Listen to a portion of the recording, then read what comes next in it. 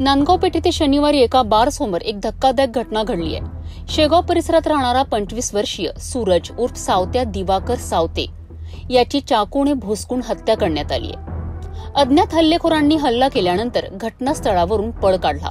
या घटनेमुळे परिसरात एकच खळबळ उडाली होती। पोलिसांनी तातडीने तपास सुरू केला आणि शहर गुन्हे शाखा युनिट 2च्या पथकाने या प्रकरणी महत्त्वपूर्ण यश मिळवलेत। पोलीस निरीक्षक बाबाराव अवचार यांच्या नेतृत्वाखालील टीमने अवघ्या काही तासातच 5 आरोपींना बेड्या ठोकल्यात। 30 वर्षीय सुनील सुरेश वानखडे, 25 वर्षीय दीपक सुधीर निस्ताणे, 24 वर्षीय रोहित अशोक खंडारे, 23 वर्षीय विक्की उमेश शेंडे तर 19 वर्षीय अक्षय वसंत चौहान या 5 जणांना चांदूर रेल्वे आणि मालखेडच्या जंगल परिसरातून मोठ्या शिताफीने ताब्यात घेण्यात आले। मृतक सूरजचा भाऊ सतीश सावते याने नांदगाव पेठ पोलीस ठाण्यात तक्रार दाखल केली होती। त्यानुसार पोलिसांनी रात्री उशिरा 5ही आरोपींविरुद्ध खुनाचा गुन्हा नोंदविला।